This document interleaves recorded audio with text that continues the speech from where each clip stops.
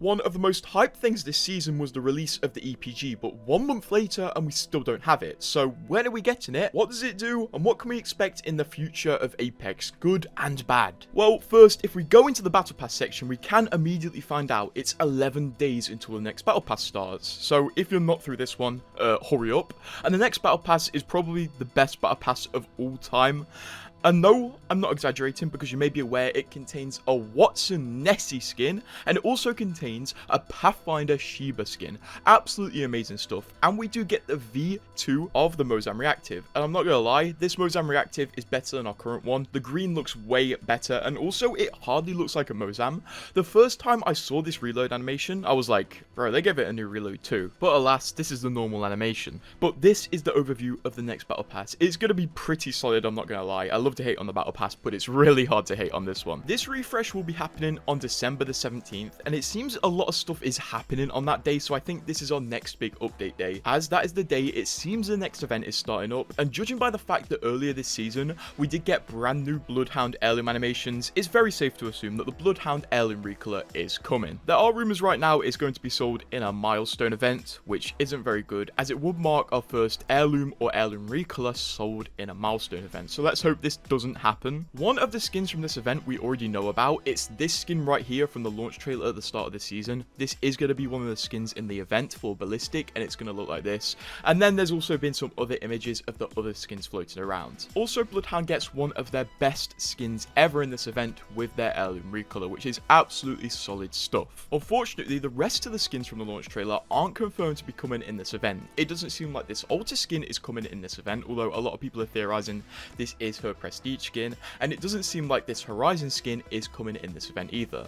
When this skin was originally posted a few months ago, it was rumored to be coming in a milestone event, but I think Respawn may be delaying this skin to go along with the lore, because this skin seems like it was meant to come out in this event which is currently running, so maybe they delayed it so it fits with the lore, as it seems they've introduced this alternate version of Horizon as a lore character. Before we talk about the big thing coming on the 17th of December, it seems Respawn are going to be introducing a subscription service soon as well. There have been plenty of rumors lately that Respawn have been asking fans if they would buy into a subscription service in Apex, and it wouldn't be surprising at all if they release this, considering the store is absolutely huge these days, and every single week Respawn add a new way for people to buy things. Old battle passes, you can buy them. Old collection events in full, you can buy them. A milestone event which lasts the whole season, you can buy that. So them adding a subscription service wouldn't be surprising. This is probably going to cost like under $10, probably $9.99, and if I were to guess, it's going to run exactly like the Fortnite Club subscription runs. It's going to come with a few skins, some currency, and maybe some perks like an XP boost or something like that. Respawn just want the extra cash flow to consistently come in. I think they're struggling with consistency at the minute. So what is the big thing coming on the 17th?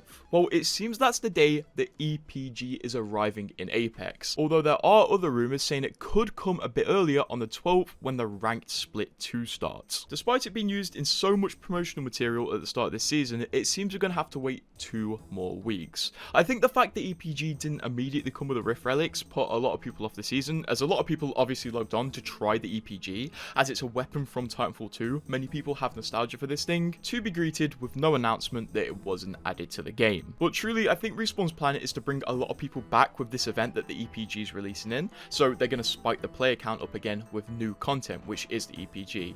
I wonder how this plan goes, because even when we've had collection events with absolutely huge drops of content, the player count doesn't spike too much. It only spikes at the start of seasons, mostly when the big marketing push happens. We do actually have some stats for the EPG now as well. It seems they were data mined by Yoritsuki. So first of all, it seems to do 60 damage on a direct shot, but you have to remember this thing does create an explosion, so there will be AoE damage. So it's probably going to take 2 to 3 hits to fully kill somebody. Now, this sounds OP, but at the end of the day, this gun is a very slow projectile. You can see me using it here in Titanfall 2. This thing is going to be pretty hard to consistently hit people with, and I think it's going to be more relied on as an area of effect damage thing.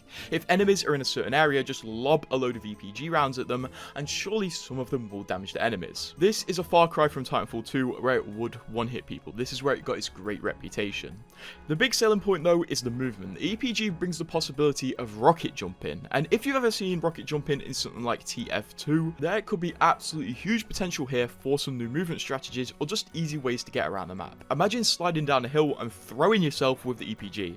This is the bit I think most people are very excited to test out. On another note, data miners discovered something weird, because you may recall in the trailer and some of the promotional material for the season, there was a charge rifle relic item present, which seemed just to be the OG hitscan charge rifle added back. But when data miners like Yuratsuki looked in the files, they found out there's literally no relic charge rifle at all in the files.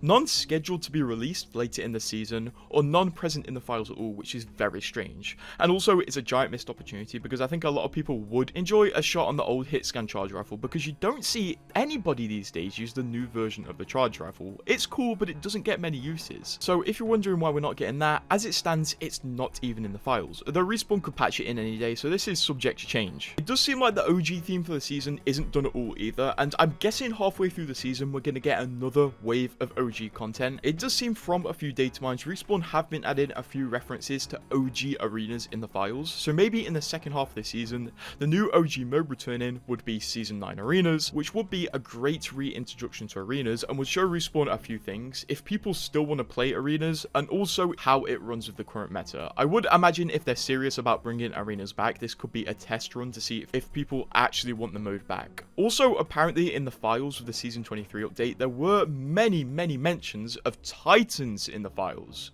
So this is going to be a big theory here, but maybe as part of the OG theme of the season as well, we do get a Titanfall mode. Imagine if Respawn just released a TDM mode with Titans, wall running, wall jumping, and just ported an old Titanfall map. Honestly, Apex would blow up again in my opinion if they did this. I'm sure the tech is there to bring old Titanfall maps into Apex, considering they're running off somewhat the same engine. And then the Titanfall maps are already built for Titanfall movement, so adding that back in should be no issue. And then if they add Titans, damn, that's just straight up Titanfall again. Honestly, back in the day, I did used to have kind of like a dream that Respawn would just add Titanfall into Apex and have them both be in the same game. So maybe this could be coming true to some degree. If the Titan references that have been added to the files this season aren't just some sort of coincidence, this could be a possibility. But once again, this is a theory. There's no confirmation of Titans coming in this season at all right now. It's just a theory off a few references in the files. Straight up though, Apex would make $1 billion if they removed mixtape and just added Titanfall 24/7. This next stuff we're going to talk about isn't future content because it happened yesterday, but you're probably not aware because Respawn just announced it on their Twitter. First of all, the Nessie boost kit has been nerfed. The Nessies have been nerfed, everybody. I know when they first came out, they got a lot of hate and everyone was like, why are you hating on Nessies? And then everybody started hating on them more and more because they were annoying. So Respawn have nerfed the Nessies. Also, apparently they've made some changes to matchmaking to make it a lot fairer in ranked. We'll have to see how this one pans out because I think they've made this change about 12 times over Apex's lifetime, and Platinums are still getting into games with Preds. At this point, Apex's future is looking bright if Respawn do the right thing. If they don't, I don't know where this game's gonna go.